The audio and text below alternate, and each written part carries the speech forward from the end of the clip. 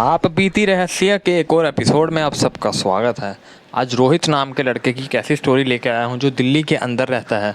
वो रात को गुड़गांव से आता था अपनी जॉब करके, लेकिन जो उसके साथ आज से करीब 1.5 साल पहले हुआ है वो अपनी घटना बताता है। आइए जानते हैं क्या हुआ था। रोहित नाम का लड़का एक मोबाइल कंपनी में काम करता है। वो कॉलिंग का काम करता है, जिसे कॉल सेंटर की जॉब भी कहते हैं। गुड़गांव में बहुत मशहूर है। लेकिन क्या होता है, वो कुछ टाइम पहले 1.5 साल पहले बता रहा था, ठंड के टाइम दिसंबर के आसपास जब वो आ रहा था वापस, तो क्या होता है कि रात को कोई बस नहीं मिल रही थी, क्योंकि उसके पास कोई अपना पर्सनल व्हीकल नहीं था। इसलिए उसे बस या ऑटो या कोई कैब वगैरह करके ही आना पड़ता था। लेकिन उस रात को ना उसका फ़ोन काम कर रहा था, क्योंकि बैटरी भी लो हो चुकी थी, और उस दिन क्या होता है ना कोई उसका फ्रेंड उसके साथ था। तो क्या होता है कि जैसे वो काफ़ी देर वेट करता है अपने बस स्टॉप पे खड़ा होके, तो चांद की बात है वहाँ पर एक ब्लैक कलर की बस आती है। रोहित बता रहा था वो बस बहुत अजीब दिख रही थी, लेकिन उस टाइम उसे जल्दी थी, उसने ज़्यादा गौर नहीं किया, क्योंकि जो वो बस थी काफ़ी पुरानी थी। ना उसने नंबर नोट किया ना कुछ, उसने अननोन बस में देख के एकदम चढ़ना मंजूर किया। उसने ना बस का बोर्ड पढ़ा, ना उसने बस में देखा कितने लोग बैठे हैं कितने नहीं, उसने कुछ भी क्लैरिफिकेशन नहीं करा और वो बस के अंदर चला गया। जब वो बस के अंदर गया तब बताता है कि बस के अंदर एक पर्पल कलर की लाइट हो रखी थी बहुत ही ज़्यादा, और धुआं धुआं सा हो रखा था। अब उसे लगा कि शायद ये कोहरा हो सकता है, लेकिन अगर कोहरा होना था तो बस स्टॉप पे उसे क्यों नहीं मिला? वो कोहरा बस के अंदर ही क्यों मिला, आइए जानते हैं। जब वो बस के अंदर बैठ जाता है तो उसके अंदर करीब 5 से 6 सवारी होते हैं, और 3 सवारी ने चादर ले रखी थी मुंह के ऊपर तक। 2 ब्लैक थी और एक वाइट थी। अब क्या होता है, जो कंडक्टर होता है वो उसके पास आता है, वो उससे पूछता है कि आपकी टिकट तो कट चुकी है। जब वो इतनी बात बोलता है तो वो हैरान हो जाता है। तो वो कहता है ऐसा कुछ नहीं है, मैं टिकट कटवानी है, मैं इस बस में पहली बार बैठा हूँ, तो मेरी टिकट दिल्ली में इस जगह की काट दीजिए। तो वो उसे बताता है कि ये बस तो दिल्ली जाएगी ही नहीं। वो कहता है ऐसा क्यों?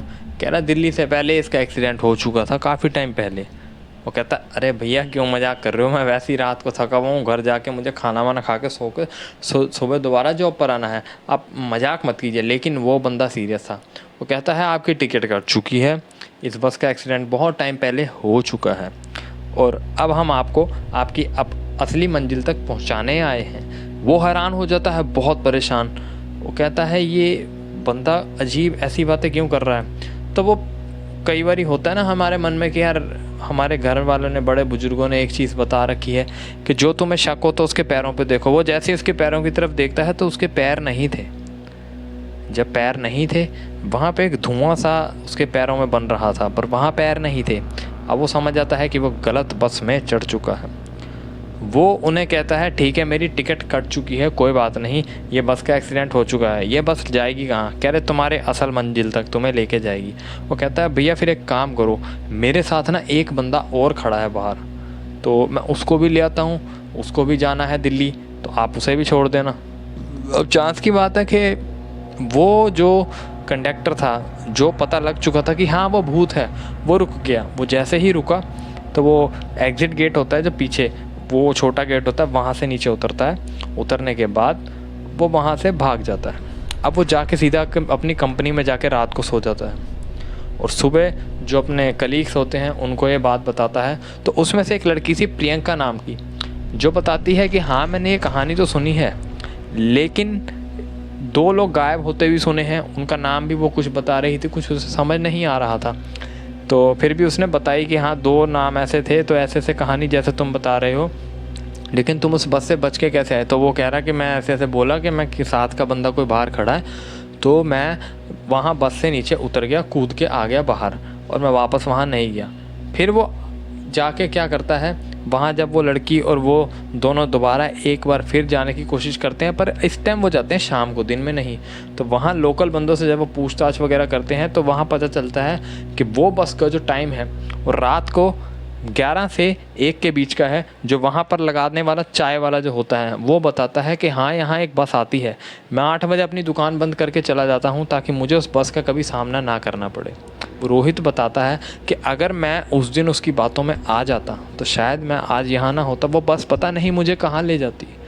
वो इस बात को कहता है कि बस ये शुक्र है भगवान का कि उस इंसान ने या भूत ने मेरी बात मान ली, नहीं तो शायद मैं आज यहाँ ना होता। तो कई बारी ज़रूरी नहीं है कि हमें डरना ही है, क्या पता हम सामने वाली सिचुएशन को हैंडल कर सकते हैं। लेकिन हर बार जो भूत है ज़रूरी नहीं है जो उस कंडक्टर जैसा ही मिले उसे, क्या पता वो ज़बरदस्ती करे तो मैं अपने साथ ले जाने को।